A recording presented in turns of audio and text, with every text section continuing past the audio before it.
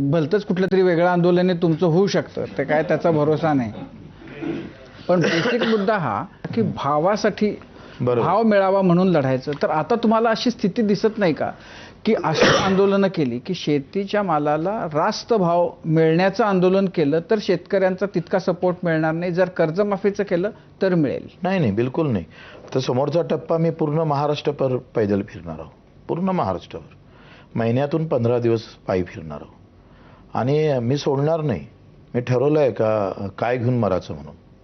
आणि मग ठरलं असल्यामुळं आता काही त्याची भीती नाही. काय शेतकऱ्यांसाठीच आयुष्य, शेतकरी, कामगार, चालक, जो ड्रायव्हरच चालवणारा बिचारा, म्हणजे कलेक्टरच्या गाडीवाल्याले 80,000 रुपये पगार भेटते, एस टीवाल्याले 15,000. म्हणजे चालू त्या गाड्यात हो, एस टीवाला जास्त घातक आहे. तो बगर एसीच्या गाडीत चालवत आहे आणि सगळ्याची सेवा घेऊन चालतोय. ही जी विषमता आहे ना, म्हणजे या देशामध्ये जातीभेद, धर्मभेद नाही, अर्थभेद आहे. आणि आमची लढाई अर्थभेदाची आहे.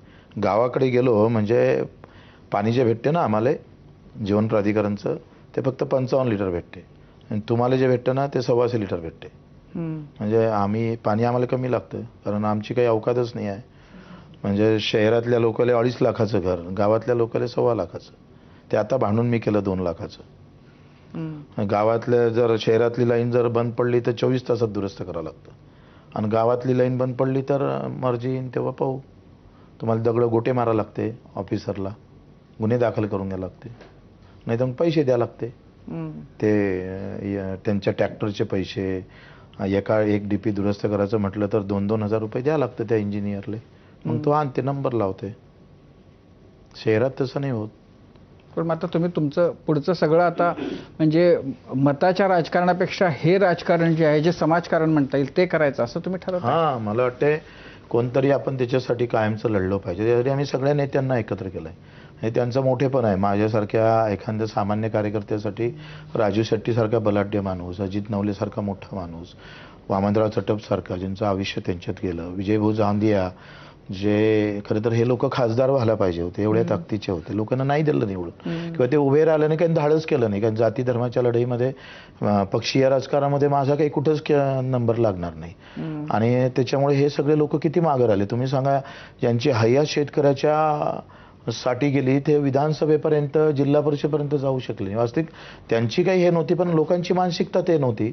मग वामनराव चट्टप, महादेवराव जानकर असेल, रवी तुपकर असेल, ह्या लोकांनी, क्षीरसागरजी असेल, ह्या सगळ्या लोकांनी खरं तर, आणि कार्यकर्त्यांनी आणि शेतकऱ्यांनी, हे मी फक्त नाम मात्र होतं, पण यांनी जर संघटित झाले नसते तर कदाचित आज जो परिणाम दिसत आहे शेतकऱ्यासमोर, विजयभाऊनं म्हटलं होतं का शरद जोशी नंतरचं मोठं आंदोलन हे आहे नागपूरचं, 31 वर्षानंतर आम्ही पाहतोय, ते सगळं चित्र उभं राहतंय डोळ्यासमोर. मोठं यश आहे ना. आंदोलन म्हणजे मागणीपुरतं मर्यादित असते का हो?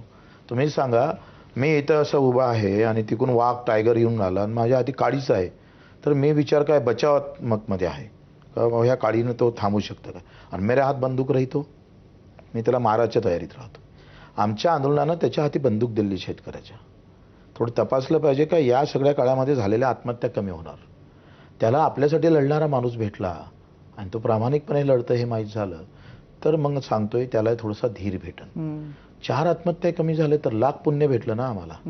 ज्या आम्ही विधानसभेत जाऊन करू शकलो नाही आणि ते विधानसभेत बाहेरून जाऊन करत असेल तर आम्हाला विधानसभेत जाऊन देण्यासाठी काय षडयंत्र झाले, ईव्हीएम मशीन कशी वापरली झाली, काय झालं ते जाऊ द्या, पण ग्रामसभेतून विधानसभा हलवू ना आपण. आमची तयारी आहे ना, आणि आम्ही सोडणार नाही. माझं आयुष्य आमच्या 350 गुन्हे घेऊन जगतोय, 115 वेळा रक्तदान केलंय.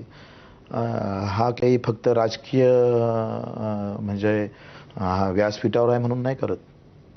आमचं सामाजिक व्यासपीठ, सेवेचं व्यासपीठ फार मोठं आहे. ते राजकारणाच्या व्यासपीठापेक्षा कितीतरी मोठं झालेलं आहे. 4 आत्महत्या जरी कमी झाल्या तर